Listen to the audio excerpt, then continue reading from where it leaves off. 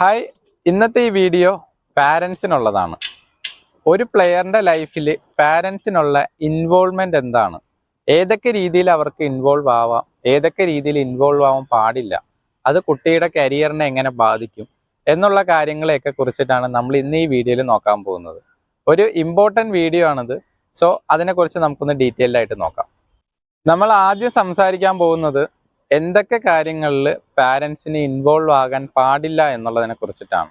So അതിൽ ആദ്യത്തെ കാര്യം, കുട്ടികളുടെ അക്കാഡമി സെഷൻസിൽ പാരൻസിൻ്റെ ഇൻവോൾവ്മെൻറ്റ് ഭയങ്കരമായിട്ട് കുട്ടികളുടെ പ്രാക്ടീസ് സെഷനെ ബാധിക്കും. സോ പ്രാക്ടീസ് സെഷൻസ് നടക്കുമ്പോൾ അക്കാഡമി ലെവലിലോ നിങ്ങൾ ഏതെങ്കിലും ക്ലബിലോ അക്കാഡമീസിലോ കുട്ടികളെ പ്രാക്ടീസിന് കൊണ്ടുപോകുമ്പോൾ അവിടെ നടക്കുന്ന സെഷൻസിൽ പാരൻസ് ഒരിക്കലും ഇൻവോൾവ് ആവാൻ പാടില്ല. സോ പാരൻസിനായിട്ടൊരു സ്പെഷ്യൽ ഏരിയ എല്ലാ അക്കാഡമീസിലും അവർ പ്രൊവൈഡ് ചെയ്യുന്നതായിരിക്കും. സോ ആ ഏരിയയിൽ മാത്രം പാരൻസ് നിൽക്കാൻ നോക്കുക. നിങ്ങൾ ഒരിക്കലും കുട്ടികളുമായിട്ട് വളരെ ക്ലോസ് ആയിട്ട് നിൽക്കുകയും അവർക്ക് ഓരോ സജഷൻസ് അക്കാഡമി സെഷൻ നടക്കുമ്പോൾ ഒരു കോച്ച് അവരെ പഠിപ്പിച്ചുകൊണ്ട് നിൽക്കുമ്പോൾ അതിനിടയിൽ നിങ്ങൾ സജഷൻസ് കൊടുക്കാതിരിക്കാൻ മാക്സിമം ട്രൈ ചെയ്യുക. ഇതാണ് എനിക്ക് ആദ്യം പറയാനുള്ളത്. രണ്ടാമത്തെ പോയിന്റ് നമ്മൾ സംസാരിക്കാൻ പോകുന്നത് വീട്ടിൽ കുട്ടികളെ പ്രാക്ടീസ് ചെയ്യുന്ന കാര്യമാണ്. സോ വീട്ടിൽ കുട്ടികളെ പ്രാക്ടീസ് ചെയ്യിപ്പിക്കുമ്പോൾ നിങ്ങൾ നിങ്ങളുടേതായ ഐഡിയാസ് കുട്ടികളിലേക്ക് ആഡ് ചെയ്യാതിരിക്കാൻ നോക്കുക. കാര്യം നിങ്ങൾ കുട്ടികളെ പഠിപ്പിക്കുമ്പം എപ്പോഴും കുട്ടികൾക്ക് ഇപ്പോൾ ഒരു ബോൾ ഇട്ട് കൊടുക്കണമെങ്കിൽ പോലും അതൊരു കോച്ചിൻ്റെ സജഷൻ എടുത്തിട്ട് മാത്രം ചെയ്യുക. കാര്യം അക്കാഡമി ലെവലിൽ അവർ ഫോളോ അപ്പ് ചെയ്യുന്ന കാര്യങ്ങൾ എന്താണോ അതാണ് നിങ്ങൾ വീട്ടിൽ ഫോളോ അപ്പ് ചെയ്യാനുള്ളത്. സോ അല്ലാതെ നിങ്ങൾ പുതിയ കാര്യങ്ങൾ അവരെ വീട്ടിൽ പ്രാക്ടീസ് ചെയ്യിപ്പിച്ച് കഴിഞ്ഞ് കഴിഞ്ഞാൽ അവർക്ക് അക്കാഡമി സെഷന് ഇതും കൂടി ഭയങ്കര കോംപ്ലിക്കേറ്റഡ് ആയിട്ട് ഫീൽ ചെയ്യും. അത് അവരുടെ പെർഫോമൻസിനെ ബാധിക്കും. സോ നിങ്ങൾ വീട്ടിൽ ഒരു ബോൾ ഡ്രോപ്പ് ചെയ്യുന്നുണ്ടെങ്കിൽ പോലും, അല്ലെങ്കിൽ അവർക്ക് കുറച്ചു നേരം കളിപ്പിക്കുന്നുണ്ടെന്നുണ്ടെങ്കിൽ അത് കോച്ചിനോട് ചോദിച്ചിട്ട്, ഞാൻ ബോൾ എങ്ങനെയാണ് ഇട്ട് കൊടുക്കേണ്ടത്, അവൻ ചെയ്യുമ്പോൾ എന്തൊക്കെ കാര്യങ്ങളാണ് ഞാൻ ശ്രദ്ധിക്കേണ്ടത്, ഞാൻ അവനോട് കറക്ഷൻസ് ആയിട്ട് എന്തൊക്കെ പറഞ്ഞു കൊടുക്കണമെന്നുള്ളത് കോച്ചിൻ്റെ സജഷൻ എടുത്തിട്ട് മാത്രം ചെയ്യാം.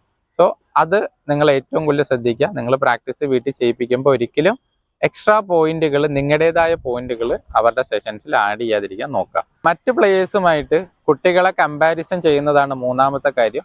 സോ മൂന്നാമത്തെ പോയിന്റിൽ നമുക്ക് സംസാരിക്കാനുള്ളത്, എല്ലാ കുട്ടികളും ഡിഫറെൻ്റ് ആയിട്ടുള്ള രീതിയിലാണ് കാര്യങ്ങൾ ക്യാച്ച് ചെയ്യുന്നതും അവരവരുടെ കളിയിൽ അപ്ലൈ ചെയ്യുന്നതും.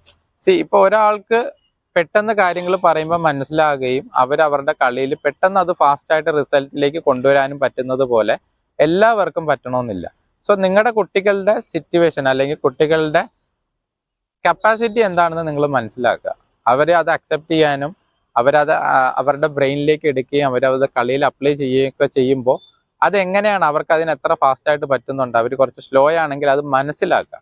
അവർക്ക് അതിൽ നിന്നുകൊണ്ടുള്ള ട്രെയിനിങ് അവർക്ക് കൊടുക്കുക. അല്ലാതെ ഒരു പ്ലെയർ നല്ല രീതിയിൽ പിക്ക് ചെയ്ത് കാര്യങ്ങൾ പെട്ടെന്ന് റിസൾട്ടിലേക്ക് വരുന്നുണ്ടെന്ന് പറയുമ്പോൾ ആ കുട്ടിയായിട്ട് കമ്പയർ ചെയ്ത് നിങ്ങളുടെ കുട്ടികളെ ട്രെയിൻ ചെയ്യിക്കരുത്. അതൊരിക്കലും നിങ്ങളുടെ കുട്ടിക്ക് ഒരു നല്ല റിസൾട്ട് കൊണ്ടുവരുന്നതിനേക്കാൾ കൂടുതലും പ്രഷർ ആയിരിക്കും ആ കുട്ടിക്ക് ക്രിയേറ്റ് ആവുന്നത്. അതോടുകൂടി ആ കുട്ടിയുടെ പെർഫോമൻസിന് അത് ഭയങ്കര നെഗറ്റീവായിട്ട് ബാധിക്കുന്നതായിരിക്കും. ഇപ്പൊ വൈഭവ് സൂര്യവംശി എന്ന് പറഞ്ഞ് രാജസ്ഥാൻ റോയൽസിൽ ഒരു പ്ലെയർ 14 വയസ്സിൽ IPL കളിക്കുകയുണ്ടായി. സോ ഇങ്ങനെയുള്ള ഒരുപാട് കമ്പാരിസൺ ചെയ്യാനായിട്ട് ഓപ്ഷൻ ഉള്ള കുറേ കുട്ടികൾ നമുക്ക് ചുറ്റിനുമുണ്ട്. പക്ഷെ അവരൊക്കെ ഒരു എക്സ്ട്രാ ഓർഡിനറി ടാലൻ്റ് ആയിട്ടുള്ള കുട്ടികളാണ്. ഇങ്ങനെയുള്ള കുട്ടികളുമായിട്ട് ഒരു കാരണവശാലും നിങ്ങൾ നിങ്ങളുടെ കുട്ടികളെ കമ്പാരിസൺ ചെയ്യാതിരിക്കാൻ നോക്കുക. നാലാമത്തെ പോയിന്റ് വളരെ ഇമ്പോർട്ടൻ്റ് ആയിട്ടുള്ള മറ്റൊരു പോയിന്റാണ്. ഓരോ കുട്ടികളും മാച്ചസ് കളിക്കുമ്പോൾ അവർക്ക് എല്ലാ മാച്ചിലും പെർഫോം ചെയ്യാൻ പറ്റണമെന്നില്ല. പക്ഷേ കുറേ പാരൻസ്, എൻ്റെ അടുത്ത് തന്നെ എനിക്ക് ലൈവായിട്ട് അറിയാവുന്നതാണ്, ഒരുപാട് കുട്ടികൾ അവർ മാച്ചസിൽ പെർഫോം ചെയ്യുന്നു, അതിൽ അവർക്ക് നല്ല രീതിയിൽ കളിക്കാൻ പറ്റാത്ത ഒരു മാച്ച് കളിക്കുന്നു. അത് കഴിഞ്ഞ് വീട്ടിൽ ചെല്ലുമ്പോൾ പാരൻസ് അവർക്ക് ഒരുപാട് പ്രഷർ കൊടുക്കുന്നു. നീ നന്നായിട്ട് കളിച്ചില്ല, നിനക്ക് പറ്റില്ലെങ്കിൽ നീ നിർത്തിക്കോ. ഇതിൽ കുറേ പ്രഷർ അവർക്ക് ക്രിയേറ്റ് ചെയ്യുന്നത് നമ്മൾ ലൈവായിട്ട് കാണുന്നുണ്ട്. ഒരുപാട് കുട്ടികളുടെ പാരൻസ് അങ്ങനെ കൊടുക്കുന്നതായിട്ട് കുട്ടികൾ നമ്മുടെ അടുത്ത് തന്നെ വന്ന് സംസാരിക്കാറുണ്ട്. സോ അതൊരു ഭയങ്കര ഡീമോട്ടിവേറ്റിംഗ് ആയിട്ടുള്ള ഒരു കാര്യമാണ്. സോ ഒരു കാരണവശാലും നിങ്ങൾ ചെയ്യരുത്. നിങ്ങളുടെ കുട്ടികൾ ഒരു ദിവസം മോശമായിട്ട് പെർഫോം ചെയ്താലും നിങ്ങൾ ആ കുട്ടികളെ ചെയ്യേണ്ടത് വീണ്ടും മോട്ടിവേറ്റ് ചെയ്യുക, നെക്സ്റ്റ് ഗെയിമിന് വേണ്ടി പ്രിപ്പയർ ചെയ്യുക. അതിനവർക്ക് എന്താണ് വേണ്ടത്, അവർക്ക് എങ്ങനെയാണോ മെൻ്റലി അവർ ഭയങ്കര ഓക്കെ ആയിട്ട് പ്രാക്ടീസ് ചെയ്യാനും അവർക്ക് ബെറ്റർ സെഷൻസ് കൊടുക്കാനും വേണ്ടി നിങ്ങൾക്ക് എന്ത് ചെയ്യാൻ പറ്റും, അതാണ് നിങ്ങൾ ഫോക്കസ് ചെയ്യേണ്ടത്. ഒരിക്കലും മാച്ചസിൽ പെർഫോം ചെയ്തില്ല എന്ന് പറഞ്ഞിട്ട് നിങ്ങൾ ആ കുട്ടികളെ നെഗറ്റീവായിട്ട് ഡീമോട്ടിവേറ്റ് ചെയ്യാതിരിക്കുക. സോ നെക്സ്റ്റ് ഗെയിമിലേക്ക് അവർക്ക് എന്ത് വേണോ അത് അവർക്ക് കൊടുക്കുക. അതിനു വേണ്ടി അവരെ പ്രിപ്പയർ ചെയ്യുക. ഇനി എക്സ്ട്രാ സെഷൻസ് വേണോ അത് നിങ്ങൾ അവർക്ക് കൊടുക്കുക. എന്താണോ അവർക്ക് വേണ്ടതെന്ന് അവരുമായിട്ട് സംസാരിക്കുക. ഇന്നത്തെ മാച്ചിൽ പെർഫോമൻസ് ചെയ്യാൻ പറ്റിയില്ല, അതിന് നിങ്ങൾക്ക് എന്താണ് ബുദ്ധിമുട്ടുണ്ടായെന്ന് ചോദിക്കുക. സോ അതിനുള്ള സജഷൻസ് നിങ്ങൾക്ക് കൊടുക്കാം. അല്ലെങ്കിൽ അതിന് എന്താണോ നിങ്ങൾക്ക് ചെയ്തു കൊടുക്കാൻ പറ്റുന്നത് അത് കോച്ചസുമായിട്ട് സംസാരിച്ചിട്ട് നിങ്ങൾ ചെയ്തു കൊടുക്കാൻ നോക്കുക.